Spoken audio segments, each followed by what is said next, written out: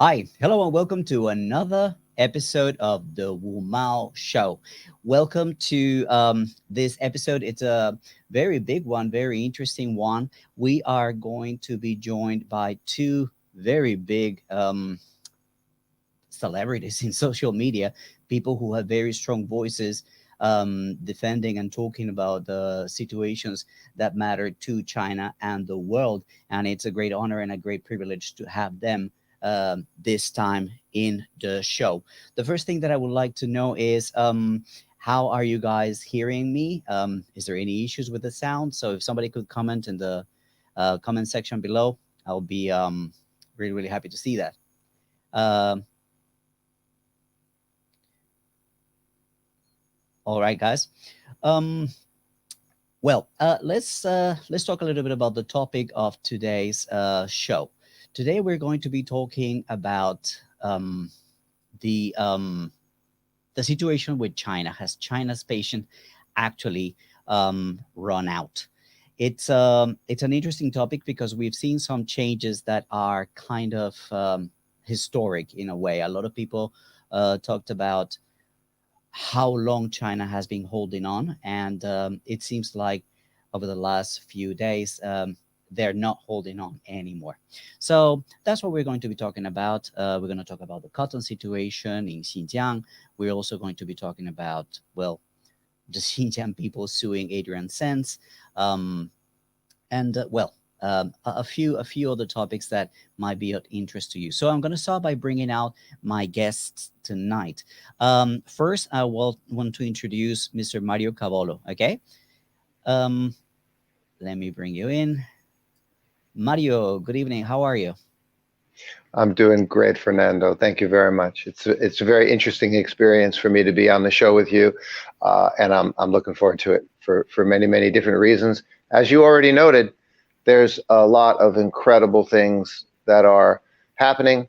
They're all very important, including some very recent specific shifts that have definitely occurred. We are at and past some very key crossroads, and we got a lot to talk about.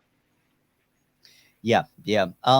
Well, I think that I follow you on Twitter, and it's really interesting to see how much we actually understand the situation in the same way, and it's one of the reasons why I felt very interested to have you on the talk so that we could uh, just share some ideas and share them with our audience. Now, I'm going to introduce our next guest, Mr. Carl Za. Carl, your mic is off, I see from here. There you Okay. go. Hey, how are you, How are you Fernando? tonight? Good, good. I specially prepared for this. I took a nap in the afternoon. You're looking very sharp, sir. Thank you, thank you. All right. Why don't we start, Mario, with a very short introduction and a brief introduction of who you are, what you do here in China, and then we do the same with Carl. That sounds great, Fernando. And thanks, everyone. Nice to be here with all of you this evening. My name is Mario Cavolo. I have lived in China for a rather unbelievable 21 years. If you told me that that was going to happen in my life back before 21 years ago, I would have looked at you and said, I have no idea what you're talking about, because China was not on my radar or of interest to me any more than any other country before I was invited here. Perhaps I'll talk a little bit more about that a little bit later on, but right now to share with you that, I began when I arrived in China, and I still am an independent entrepreneur. I have my own media communications and company, and I stayed primarily. I was in Chengdu, and I stayed. My work began here, becoming a voice for China when the United States consulate in Chengdu invited me in 1999 to stay and be involved with them in a series of seminars with respect to China entering the WTO. Well, that's pretty incredible what's happened since then. We all know and understand that. And then I'm going to fast forward a full 20 years, Fernando, to do a brief introduction, because all along the way, I've done lots of corporate consulting work, while I've been here in China, member of the American Chamber of Commerce, etc. But then, most importantly, and that's why I'm on the show, and why I'm in the media now, and it's because I wrote an article a year and a half ago where I was very upset when I saw the criticisms happening of China back in January, February of last year with respect to this to the virus outbreak, blaming China and criticizing China. And I thought, what the hell is going on? Because, my immediate thought was, well, back in 2009, H1N1, which broke out of the United States, and by the way, it simultaneously broke out in California. There was also a breakout in Mexico at the same time, but it spread from the United States. And Mexico did a much better job of controlling H1N1. The United States didn't do anything to control H1N1, and it spread and it infected 60 million and killed somewhere between 200,000 and 500,000 people all over the world. And back then, nobody went anti-America.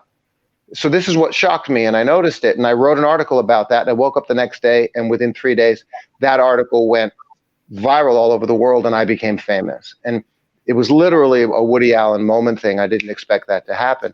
My article had 2 million views. Next thing I know, my article was translated into Chinese and by People's Daily, Huanqiu Wang, and then 100 million, 200 million Chinese saw it. It was all over social media and the news. I was invited to be, and I, to this day, regularly work with Xinhua Shi, Xinhua News, China Daily, CGTN, People's Daily.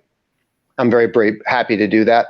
I am unapologetically pro-China, but I'm also unapologetically pro-common sense, pro-good things, pro-America as well, because everything I say, think, and do is based on whether I can say something is evidently, observably true. And if that's what it can be, if that's what it is, then I can say it and support it. Why would I make a fool of myself publicly by saying things which I don't see as evidently and observably true? So that's the basis for the integrity of the work that I've been doing ever since. It's been an amazing year and a half. Great things are happening. I had another interview today with Xinhua Shi.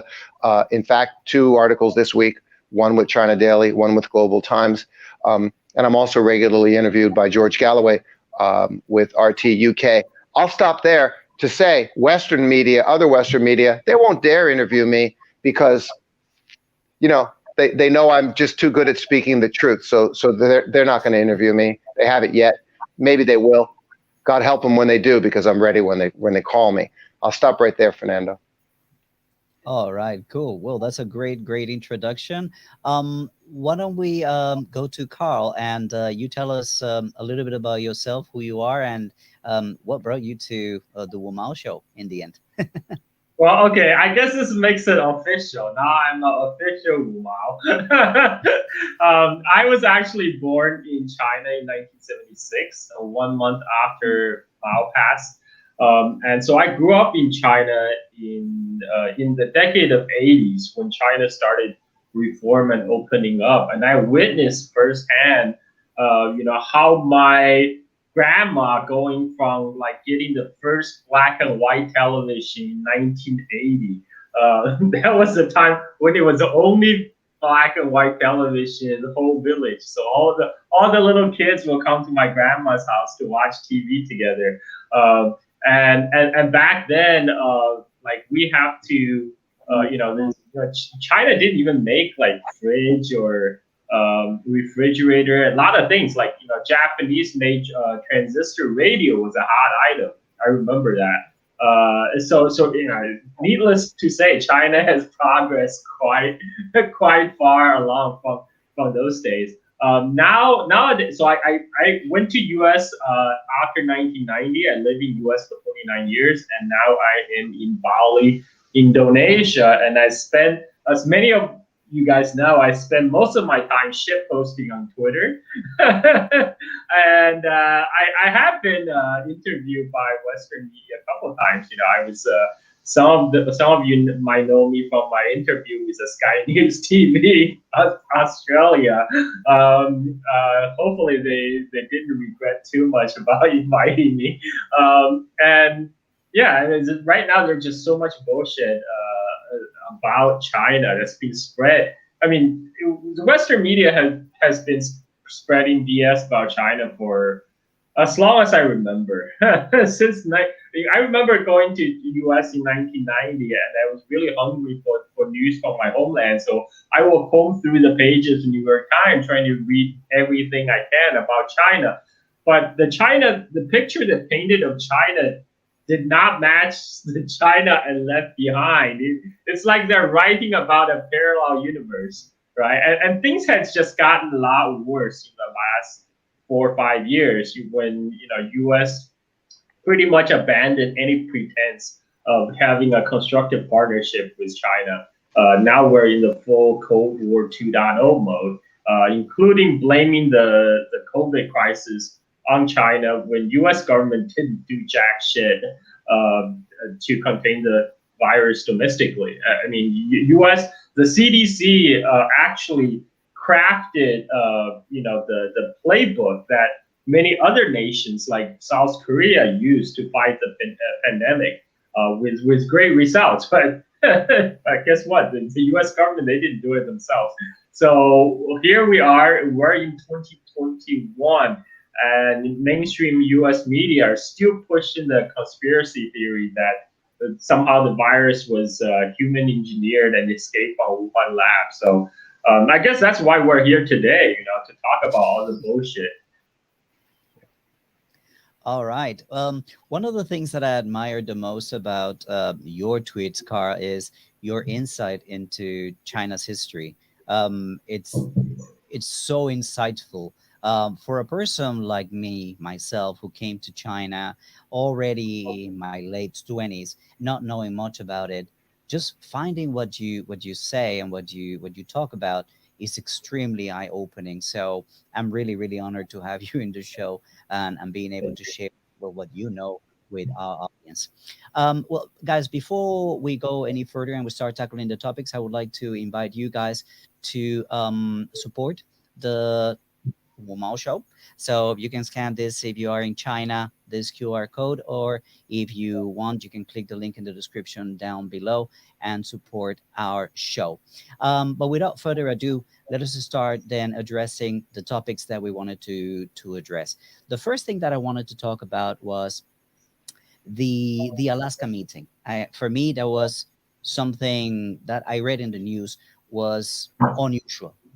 Western news went a little bit what happened here when China started talking back and China started accusing America of many of the things that they were accusing China of doing.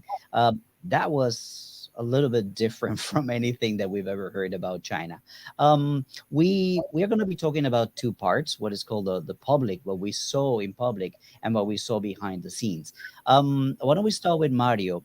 How did you see what actually took place in Alaska? I have to talk about this aspect in terms of referencing the fact that I made the prediction several weeks earlier. Something suddenly started occurring to me that at any moment now, China was going to throw the gauntlet down finally, because they'd been tolerating these years, especially the last few years, of abuse.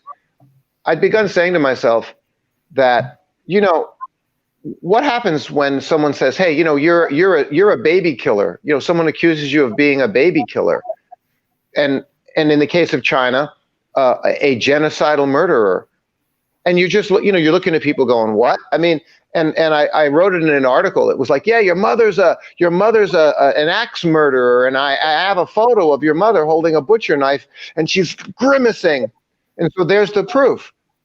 And this has been going on for ages now with respect to China. And I finally started saying to myself, in terms of the public relations, and again, the China national media, China Daily, Global Times, I'm like, they're fighting back, but all these years they really haven't been fighting back.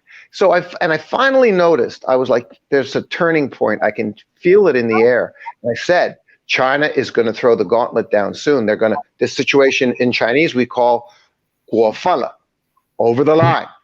cross the line. And once we cross this line, there's not going to be any coming back. And I've been listening to Li Bijian, and I've been listening to Wang Yi and Cui Tiankai and Hua Chunying, and I'm listening to them and I'm going, I can hear a change in their attitudes. And sure enough, it happened in Alaska. They were ready. No matter what, they knew they were going to get pushed, and they were ready to full-blown, absolutely, they flipped the script and they pushed back. Now, the criticisms of that were, how dare China push back? And every Western media that criticized China for doing that left out the part that it was Blinken who spent 10 minutes insulting the shit out of them in the first place, right? So, and again, that's your typical Western media. You manipulate people by generalizing, deleting, or distorting. And in this case, they deleted the first part and only reported on the second part. But I saw it coming. That's the thing I want to say here. And now that it's happened, man, I don't know what's next, but I know China is now done. They're done. It's guofala. And so from this point forward, China is no longer going to suffer the insults. And as we all understand, and I'll let Carl jump in, it wasn't just, it was the triggers, a couple of different triggers. It was the sanctions from UK. The Chinese government decided to sanction back after that Alaska meeting. And then this triggered the citizens to also strike back. So we now have a rolling wave of Chinese pushing back. It's very interesting. Yep. I remember that tweet from, I don't remember exactly which media, BITCH. That to me was like, whoa, this is escalating. Okay, but let's go to Carl and your comments on Alaska, the public side.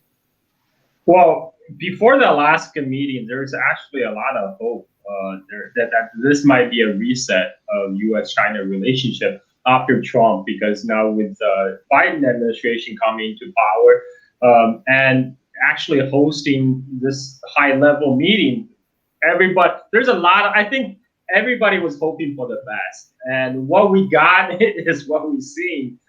First of all, when I watched the video, when I saw how Blinken was reading his opening statement, he wasn't even trying to talk to the Chinese. He wasn't communicating to the Chinese. He's reading a prepared statement for the media, for the U.S. media back home. He's showing, hey, look, we are acting tough in China. We're standing up to China. We're being tough. But that is not how you conduct diplomacy. Like, this is not, keep your domestic politics at home. When you invite Chinese diplomats who fly thousands of miles to Alaska and use that as an opportunity to berate them in front of the world press, that is why the Chinese diplomat responded, you guys are breaking the diplomatic protocol. Enough is enough. This is ridiculous. We didn't come here for this. They saw the Alaska meeting for what it is. It was a photo op opportunity for the U.S. officials to appear tough to their domestic audience, for the people who wanted to act tough on China. They didn't come to Alaska to solve a problem, to deal with China on an equal basis. I think that's what probably irks the Chinese side the most. They probably expected a good faith a sit down where the two sides exchange views and in trying to work out on some area of agreement, but that wasn't to be. So I think they did a very good job by turning it around, and then basically dish it out and told U.S. this is not acceptable. Who do you think you are? You are in no position to dictate to China anymore. This is not, basically this is not the China of 1900. This is 2021. I specifically remember the Chinese diplomat. I forgot was there Yang Jie or Wang Yi. He said, even 20, 30 years ago, you are not in a position to talk to China in this way. Much less today. And they were very frank about, you guys think you are maybe like you don't even practice the democracy yet you profess to believe in United States. Look at the state of democracy today in U.S. and all the words he said was true. I mean that I think that is why on BBC segment they just show Lincoln's statement. They just cut out the Chinese response out totally. And then on the Twitter, you get turned around and people are saying, "Oh, Chinese diplomats are conducting wolf warrior diplomacy." Well, I mean, what do you expect? If you can't handle the heat, don't dish it out. But that's how they play the game in the media, right? They always try to shape their narrative. They always make China to be the bad guy when U.S. is the one that initiated a very hostile move. But I guess that's why we're here, right? Yeah.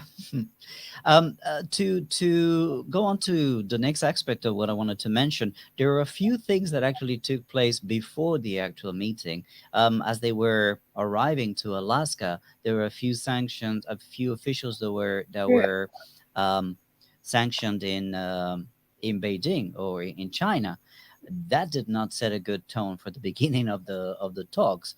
And the other thing that I like to call BTS or behind the scenes had to do with, well, that scene that went viral also on the internet, where the diplomats, the Chinese diplomats, are telling the Americans, "Why are you telling the journalists to leave? Why are you not leaving the journalists in the room? Where's the transparency?" That to me was absolutely, it is like telling them what they have been accused of doing all the time. Mario, your comments on those two issues? Those two issues are indicative of the overall problem in the state of affairs of politics in the United States, unfortunately. And by the way, I have to, I'm going to go back and say this. Is anybody here happy about all of these criticisms of the United States that we're laying out? I'm not happy. I'm heartbroken. I don't say these things with any joy in my heart. The political system in the United States, the communication out of the White House, the Congress, the Senate, all of it has become a circus, an impotent circus. It began 20 plus years ago. And, I've discussed this with my dad, God rest his soul. He passed away 9 years ago. Discuss it with my friends, discuss it with my brothers, discuss it with international business people, executives who are members of the American Chamber of Commerce for the last 20 years here in China. And we've all been talking about it for 20 years. And everybody, every 5 years is like, it seems like it's getting worse. Is it going to get better?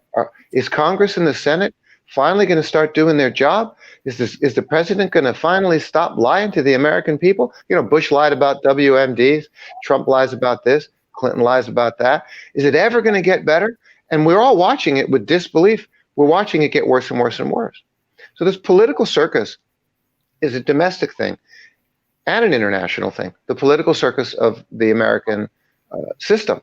And China, I guess right now, is the number one best example of how much so it's become a circus. It's devoid of integrity. It's devoid of character. It's devoid of diplomacy. I'm conservative. So in general, I wasn't a supporter of Obama and the Obama administration, but I'm not political. I'm not left, right, Republican, Democrat. I think you have to be a little bit crazy to be one of those things because it's all such a mess anyway. What difference does it make? But at least Obama was, on the surface, a gentleman and a diplomat. He was cool. He was smooth. He was an eloquent, amazing communicator. So was Reagan. So was Clinton. And then along comes Trump, who's the opposite. And I agreed with policies of Trump because I'm conservative. But there he was, the bull in the china shop, being obnoxious, and he took the quality of the political circus that was already a political circus that was impotent and out of control and a disappointment to any decent American citizen with their eyes open, and he made it even worse, by turning it into a Twitter gossip column. What a disgraceful thing for the president to do. So come on, guys. Is any of what happened with respect to China, doing the sanctions right before the meeting, asking the media to leave the room, does this surprise any of us? No. This is it. American politics is a disaster. Diplomacy is a disaster. Domestically, foreign policy, all of it. It's a disaster. But I have no joy in saying this. No joy. It's just evidently, observably true. How disheartening and unfortunate for the whole world. And that's where we're at. Guys, before we go on to the next topic, I wanted to bring up this question from a super chat, Journey to the East. Thank you very much for your question.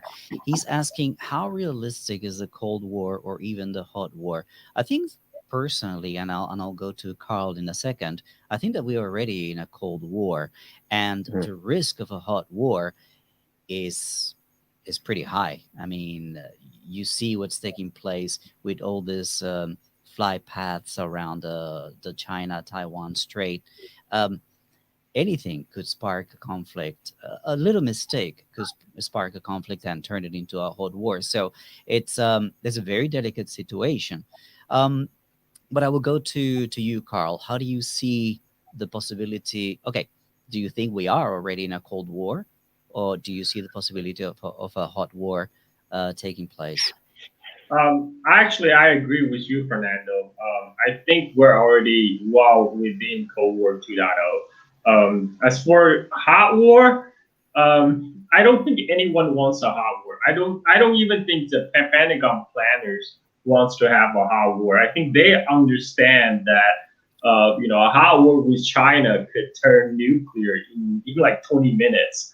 And there's a reason. But the Cold War, though, is by design, because that's why you are seeing people pushing on the Xinjiang genocide narrative to get companies to boycott Xinjiang, boycott China, because the Pentagon is pushing for the so-called decoupling. Because for a long time, U.S. and China has a very integrated economy, but from the perspective of the Pentagon and the military-industrial complex, that is a liability because the U.S. and China so intertwined. They feel that if there's confrontation, all that economic dependency gets in the way. But what they want to do, I believe, they want to return into a Cold War where escalating tensions will continue to justify $1 trillion defense budget. I mean, I witnessed that after I moved to U.S. in 1990. That's 1 year after I moved to U.S., Soviet Union collapsed, right? And everybody was expecting there will be a peace dividend after the end of Cold War, but that didn't quite happen because the U.S. The defense industry, the Pentagon, and all the military contractors, they're working together to make sure NATO will stay in place. They will make sure all the infrastructures, military infrastructure built during the Cold War will stay in place. That defense spending will continue. I remember in early 90s, they already started to hype up the China threat, right? Because with the collapse of the Soviet Union, they needed somebody else to fill the shoes of former Soviet Union, and that's when they first started to hype China threat. But China was still very poor in 1990, and not many people even believed that China would pose a threat to U.S. hegemony. So as hard as to try to push that narrative, there's also a countervailing force from the U.S. business lobby, who wanted very much eager to do business in China, to take advantage of the cheap labor force in China, and to perhaps sell to the potential Chinese market. And for a while, for decades, there's two sides. There's the pro-engagement side from the U.S. business, and there's the pro-engagement, pro-containment side from the U.S. The U.S. national security establishment, and there's a rough balance between the two. But until that started to shift around, I say 2012, That's when under Hillary Clinton, when Hillary Clinton was Secretary of State, she started the so-called pivot to Asia. Now, the pivot to Asia is not an economic pivot. It's not a cultural pivot. It's all military. It's about pivoting U.S. military asset to Asia for one purpose of containing China. Because by 2012, uh, as a result of great financial crisis happening in the West, everybody's suddenly waking up to a rising China, and China recovered quite well from the financial crisis. And now people, the Washington elite, they start fretting about U.S. hegemony is getting chipped away, and so they have been doing that since Obama years, trying to basically fight a battle to protect U.S. hegemonic position in the world, and they see China as a threat, as a competitor. And at the same time, the Chinese companies have developed to a point they're seen as competitors by a lot of U.S. business, especially high tech in the high tech industry. So they're now there's the stars are aligned between the a portion of U.S. business sector, particularly the high tech industry, which occupy a huge chunk of S&P, the U.S. stock market. It's a coalition between them and the U.S. National security establishment. So they all agree, China must be contained. So that's where we are today. There's a hard push for decoupling from China, so we can return to the good old Cold War days when back when the two camps, the Soviet camp and U.S. camp, didn't have anything to do with each other. And I think that is the goal. What's behind all these policies? They wanted to return to a world where U.S. Some people in U.S. even talk about using China as a unifying force to unify different sides in United States to build national unity. No. I don't. Yeah, that's so ridiculous. But it's all about trying to maintain U.S. #1 position. I mean, nobody is asking, is that what every American really want? I mean, does that really benefit all the average Americans? I mean, nobody questioned, what about, nobody's saying, what about cooperation? What about, is the world big enough for both China and U.S.? But because I think it's because right now U.S. is also going through a hard time, like Mario have mentioned. The U.S. government hasn't done jack shit in 20 years in terms of improving lives of people inside U.S. Domestically. So what have happened is increasing defense spending, increasing foreign interventions, increasing empire building at the expense of American infrastructure, American domestic economy. I think the American elite knew that. They just don't give a shit because they themselves are profiting from the U.S. military-industrial complex, and I think that's what's driving. What's the driving force between the hostile relationship between U.S. and China? That's driven by aggressive policy of U.S. But even that is designed with a goal that more money will go to the pockets of Pentagons and defense contractors. So even these people know, in a case of hot war, all that is going out the window. We're gonna be like, we're gonna take dirt naps, everybody. There's no gonna be tomorrow. So I don't think hot war is in their interest. But at the same time, all the aggressive maneuver they're doing in South China Sea, in the Taiwan Strait, that increase the possibility of an escalation that's outside of their control, outside their calculation. Right now, U.S. is going up the escalation ladder. Like what happens if there's a misfire, if there's an accident? I don't think people are really prepared for that. How do you stop a nuclear escalation, right? I don't think people in making the policy right now, we seriously thought about that possibility. So that's a real danger.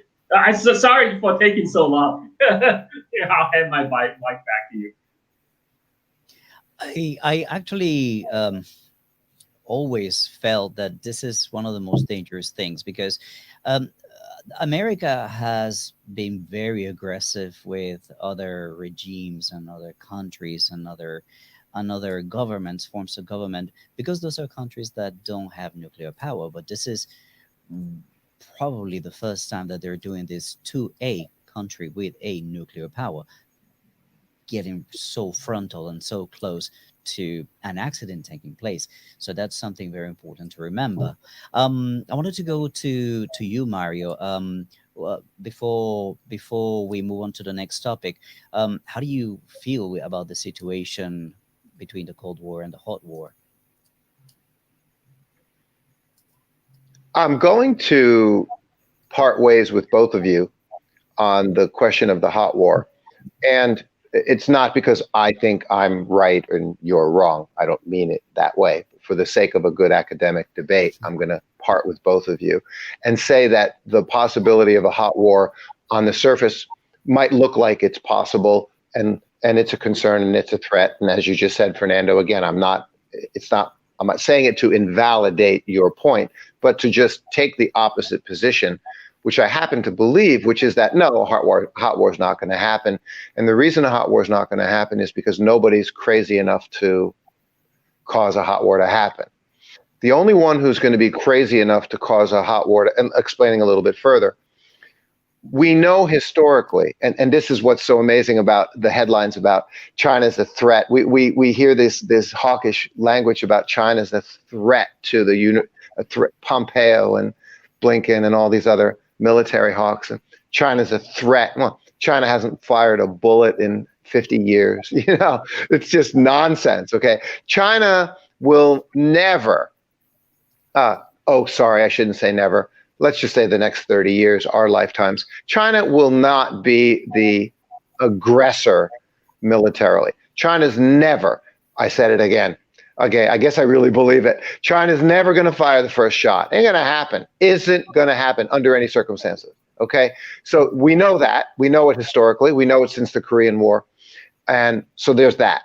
Okay, so we have to take that fact and leave it where it is, put it on the table, which leaves us only with the other player at the table, and that's America, which leaves us wondering whether the Americans are lunatic enough to actually cause a first incident. Now, they might do it like a Gulf of Tonkin or a WMD. Would they do that? And my answer is no. The reason I'm saying no, it's not going to happen, so just forget about it, is because if America does somehow make the first move to cause a hot war, they will turn the entire world, every continent, against them. They will be roundly vilified and condemned by the entire EU, by the entire global South, by China. Everyone will rise up and go, what the hell are you doing? What is wrong with you? Like America is like, are you out of your mind? Are you out of your mind? So they'll be roundly condemned for it. They know that. I don't believe they'll ever do it. Now, the rest means it's all just surface games. They're showing, they're making a big show, no doubt about that. Boy, they got this circle all around. Amazing. Chinese warships should be all around America. Wouldn't that be lovely? Just like they're doing to China, But it's all for show. There's not going to be a hot war. That's the position I'm telling you. Are we in a Cold War? Oh, of course we are. Yeah, of course. I don't need to explain that. We are in a Cold War, absolutely, and it's pretty horrible stuff. The worst propaganda I've ever seen in my life, and it's not good propaganda, by the way.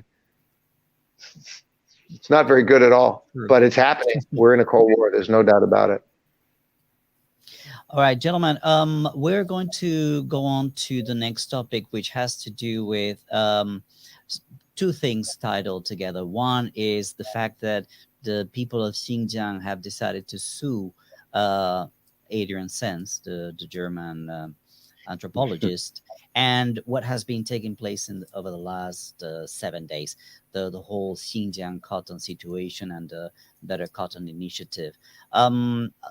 to summarize what took place, basically, a lot of the brands, some brands like Nike and Adidas, basically they made statements saying that they were concerned about forced labor in Xinjiang, and they clarified or they confirmed that either they were not buying cotton from Xinjiang, or that they were not planning on buying cotton from Xinjiang.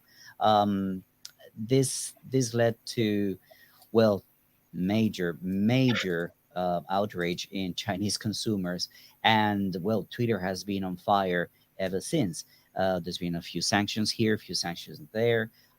So let's bring it home and start talking about this topic.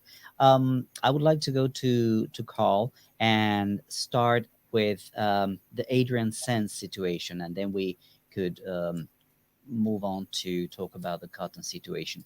How do you see this actual lawsuit taking place? What do you know about it, and do you think is effective, necessary, Carl? I think it's more symbolic, right? I mean, the Adrian Zenspire never going to go to China again. But that, what the Chinese sanction probably won't affect him as much because he drew his paycheck from, Atlantic Council, from the victim of communism, which employs him, from a U.S. State Department. I'm sure, that it's not going to affect his income stream. So the whole move is more symbolic, but it's a good thing because for a long time, the West has employed these so-called experts and anthropologists to smear China. And let's remember, anthropology as a profession had been very beginning, used to justify Western imperialism back in the 19th century. Anthropology, the whole field had that history associated with it. I mean, and right now the U.S. a lot of the it's actually a very sad reflection about the academic circle in the West. A lot of these liberal arts, college grads, they go into, where they're going to find jobs. The most likely places employment are these various U.S. agency-funded programs.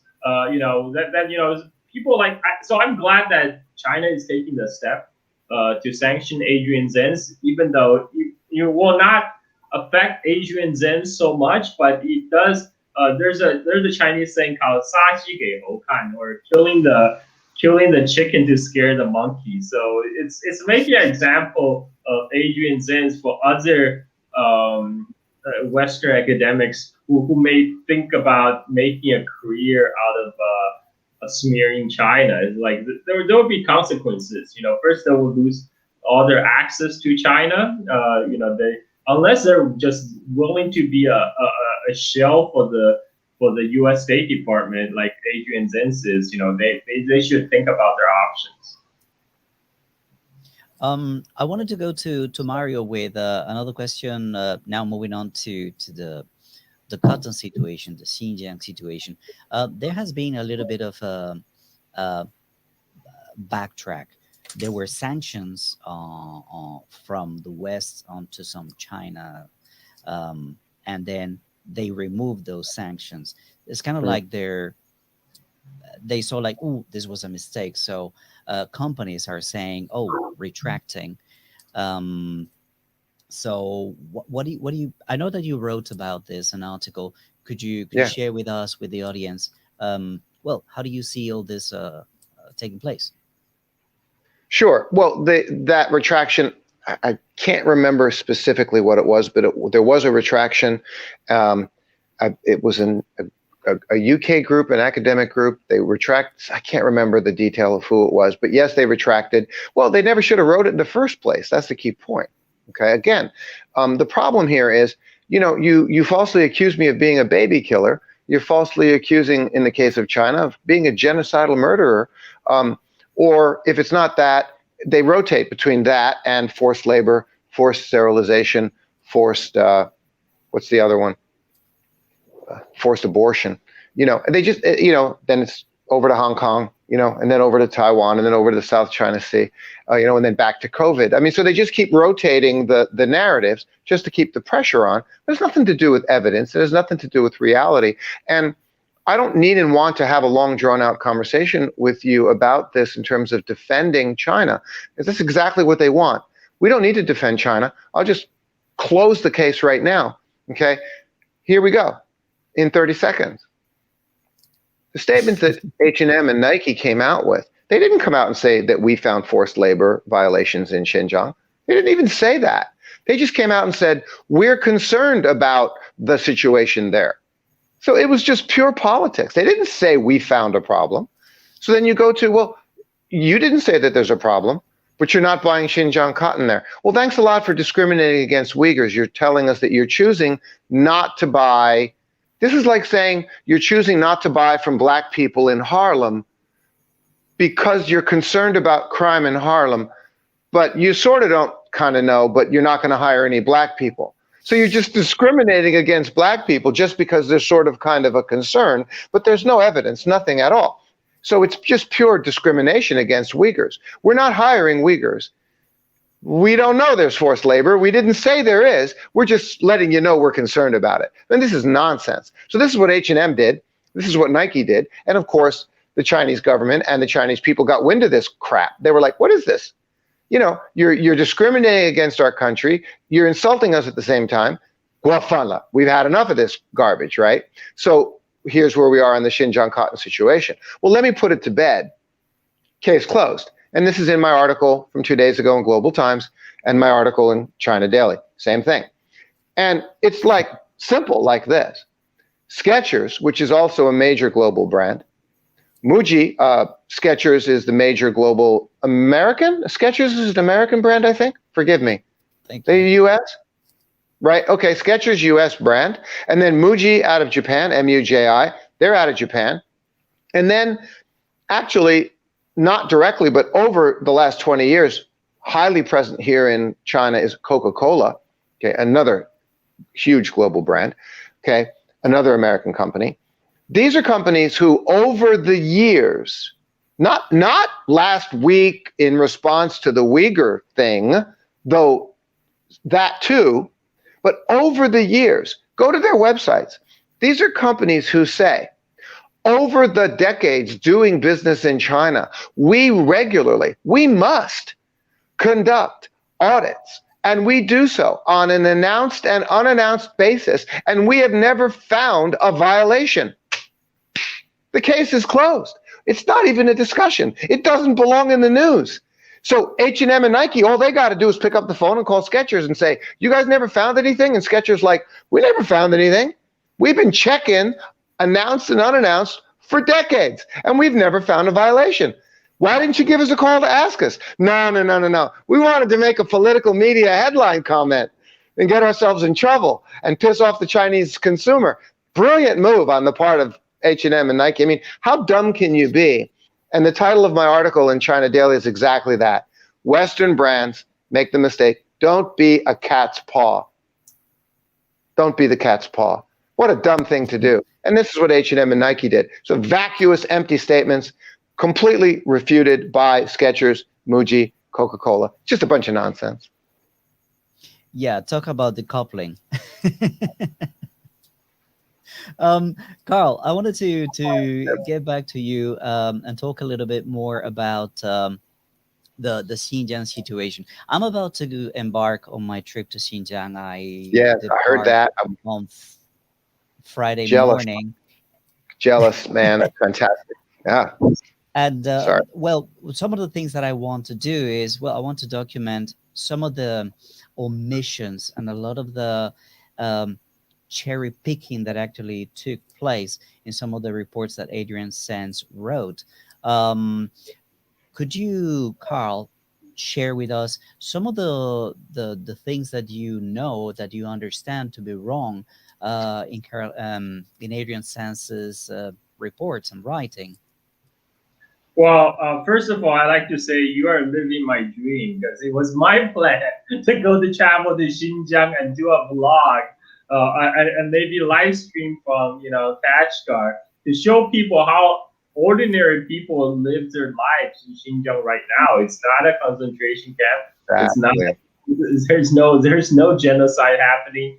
There's Uyghur people just trying to live their lives. Oh, But shock. well, unfortunately, I'm stuck in Indonesia because of COVID. So I'm gonna have to wait for my vaccine. I don't know when that's gonna be. But Adrian Zenz, so before he started his expertise in China, in Xinjiang, he was known for his book. I think it was called, what is it, Beyond Rapture, or no, he wrote a book. He was like a Christian evangelist. He wrote a book about a rapture. For people who people can Google it to know what rapture is. But that's before he found a more profitable career of smearing China, right? Like he find these. He's one of the two sources of the so-called 1 million Uyghur in concentration camp story. And the basis of his report is a leaked document, supposedly a leaked document from a Turkish Uyghur exile organization, which, by the way, has ties to Turkestan Islamic Party, which is an Al Qaeda affiliate that's currently fighting in Syria. So that such organization is providing Adrian Zenz with a supposedly leaked document that shows there are camps in Xinjiang, right? And then he came out new reports first about the cotton. He claimed there's forced labor in cotton. So I actually, because I just have so much free time, I read through the entire report by Adrian Zenz. There's a lot of innuendos in his report, but he never established the conclusive link that was in his title, that there's slave labor in Xinjiang. He said his evidence is that in southern Xinjiang, in Kashgar and Khotan prefecture, he showed majority of the labor force engaged in cotton picking is locals. That's his evidence. Local people are being employed to pick cottons in southern Xinjiang. It's shocking. His second evidence is that, okay, so there's some Chinese newspaper clippings or Chinese documents showing that the Chinese officials, grassroots officials, are visiting Uyghur workers in the fields, specifically, visiting them regularly to see how they're doing. So he is saying, okay, because there are 1 million Uyghurs in concentration camp by me, Adrian Zenz, in my previous report. So these people are, because they're under threat of detention, it's very likely, they could not refuse to work in the cotton field. Therefore, they're forced laborers. I mean, there's a very tenuous link. I mean, there's nothing. Yeah, their working had absolutely nothing to do with their desire to be employed and paid so that they could put food on the table and feed their households like folks do out in the country. It didn't have anything to do with just needing and wanting to have a decent paying job. By the way, the jobs pay well there. They do. Yeah, Adrian Zenz probably find himself a niche because his stuff is so outrageous. Probably like the other scholars, who are more concerned about respectability might not take up on such tasks. But Adrian Zenz has no compunction. That's why he's like the #1 go-to guy on Xinjiang issues in the mainstream media in the West. And I also want to go back to talk about the Xinjiang cotton issue.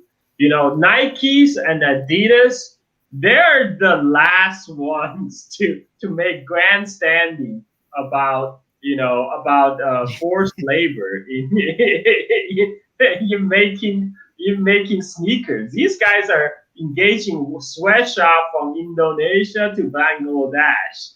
And we have newspaper reporting from 2013, that there's investigation about Nike sweatshop in Indonesia where they depend on the military to keep their employees in check. And these are also the people who, in U.S. we do have prison laborers in U.S. And this is a well-known public fact. And yet, I think, okay, I take it one step back. Though, multinationals like Nike and Adidas, their primary goal is making profit. If it's up to them, they'll be perfectly happy in China making sneakers, selling to the Chinese public at inflated prices. That's what they do. But right now, there's an AstroTurf campaign in the West to shame these companies into doing something, to boycott Xinjiang cottons, to cut ties with any business to do with Xinjiang. That ties into the whole decoupling I talked about earlier. So Nike and Adidas, they thought they could do the virtual signal thing about issue a statement. Virtual signaling, exactly. Yeah, all they had to do just say, hey, we didn't source any cotton from Xinjiang. That will be the end of it. Like Chinese, the people would not bat an eye. They just say, oh, we don't use cotton from Xinjiang. But no. They have to add in the statement. They show concern for the reports of forced labor in Xinjiang. It's like everybody knows you don't give a shit about. Shoot yourself in the head. Give a shit about forced labor, about sweatshop. You are only saying that because you are trying to appease your critics in the West. You're trying to virtue signal to your certain segment of your Western consumer market. But in doing so, they're also signaling to the Chinese consumer that, you know what? We care more about our image to the Western consumers than we care about our image in China to you. Right. You guys means nothing to us. So I think that is what triggering for the Chinese consumers, because what are we, chopped liver? You go ahead and making that statement for making your image looking good to the Western public, and you doing so blacking our country, blacking the name of our country, and that means you don't care about us. That's why we're gonna boycott you. That's very logical things to do. And now, in the Western media, that gets spun into, oh, the Chinese government is using nationalism to forcing the Chinese public to boycott the Western brand. Chinese government doesn't have to do anything. All they have to do is publish the official statement of Nike, Adidas, all these companies, and the Chinese public can judge for themselves. Yep. I wanted to mention something. I'm sure you all know, but I don't know if my audience knows this, but there's another YouTuber called Cyrus Jensen. He just published a video talking about explaining some of the reasons why the Great Firewall of China exists, and why it turns out to be something positive for the West at this moment in time.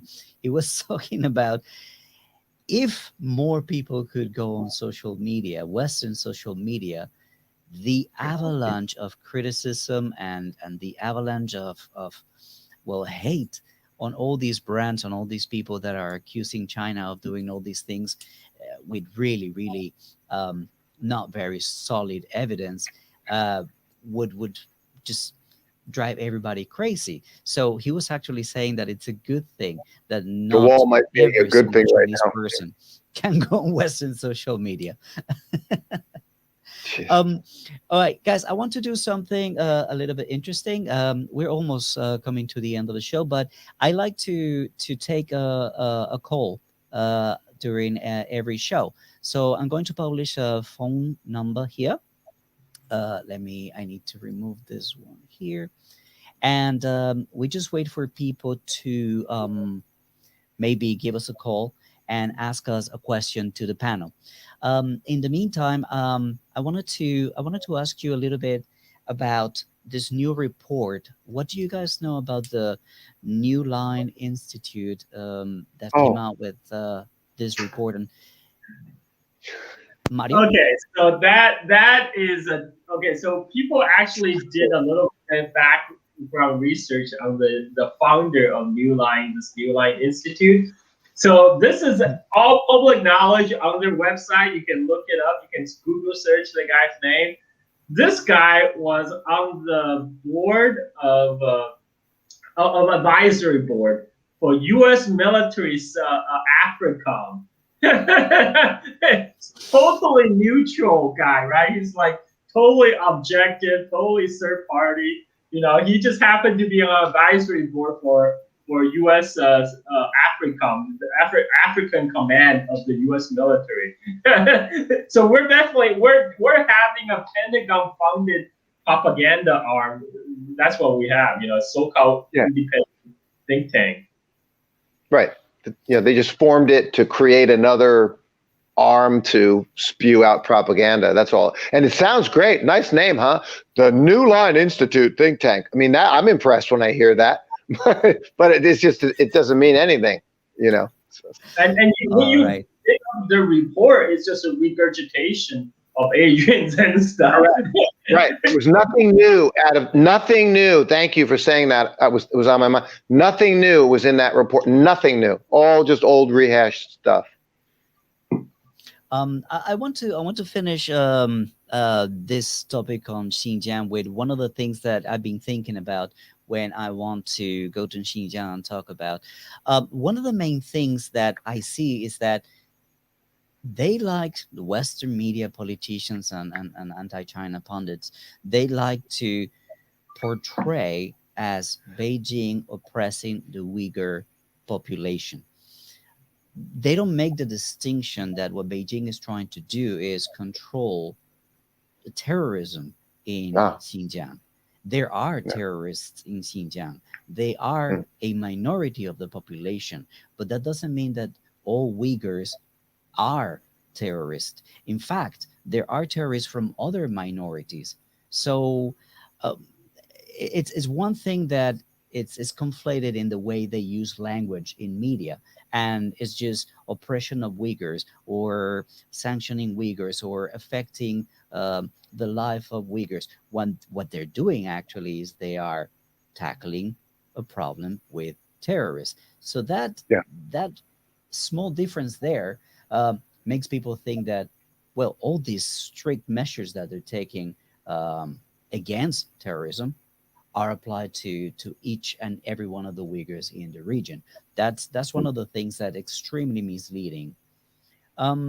Guys, my phone is not ringing, and I know that it's been a very long day for all of us.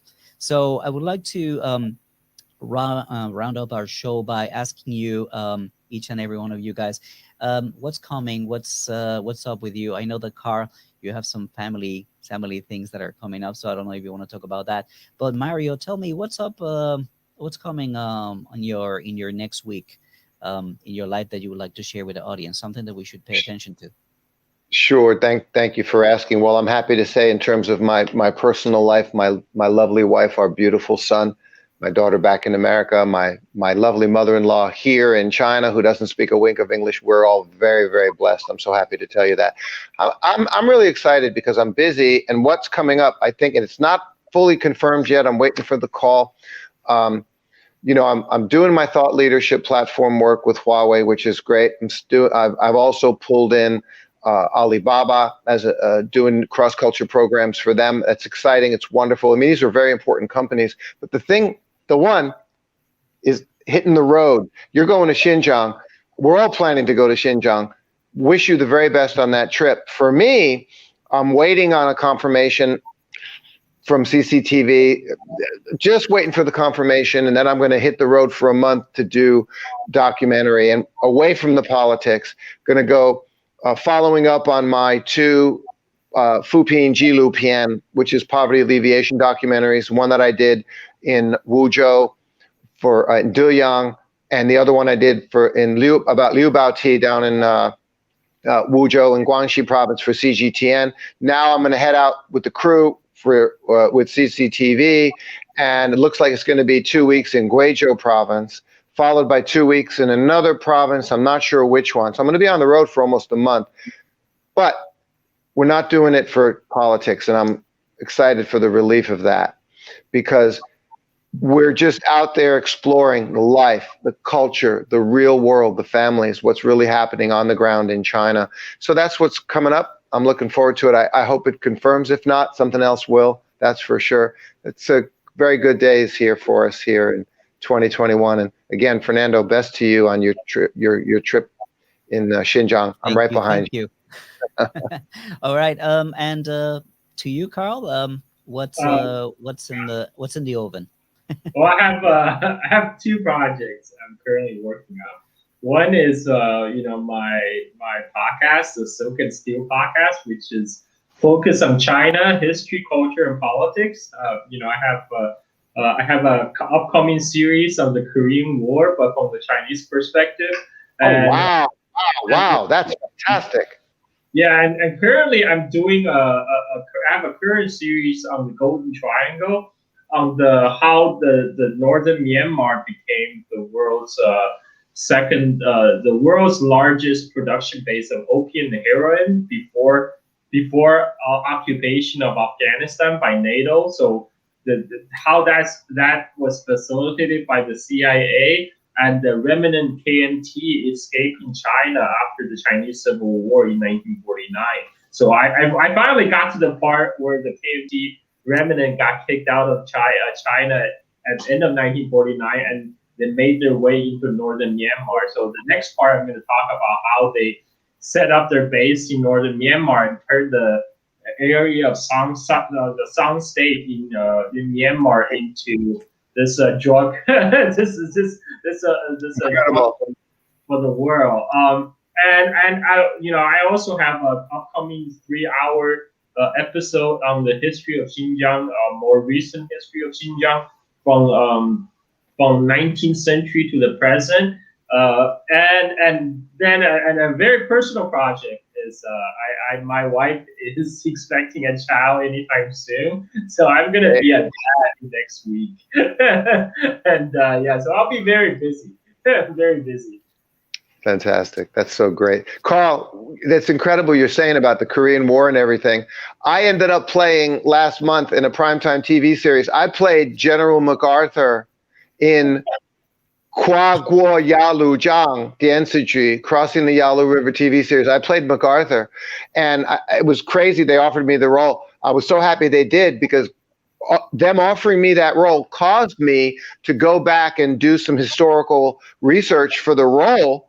And what I found out, of course, was just more American. That was the beginning.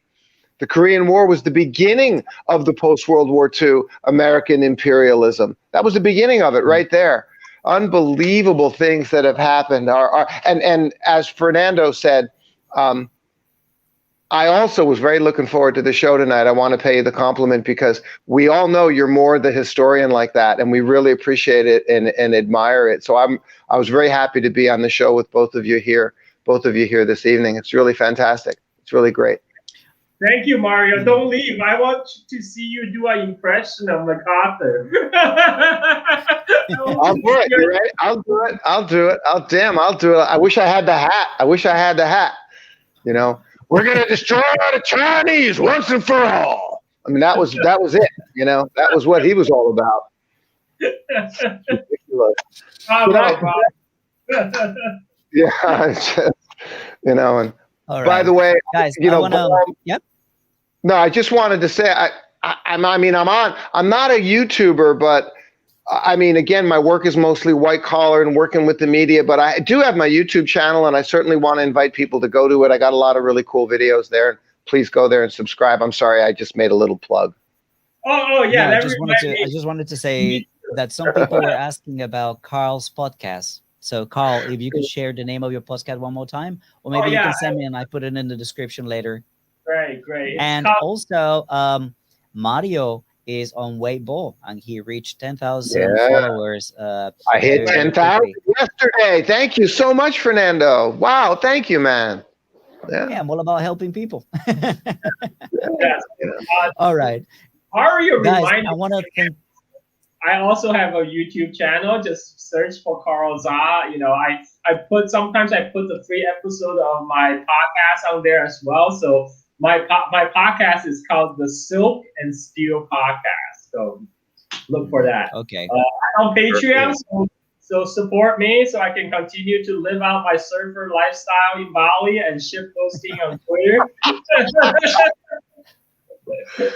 You Support, admit you're support, not lazy. You admit it support publicly the that you're not WuMaos. Yeah. Support the WuMaos because we're not I getting love the what I WuMao. do.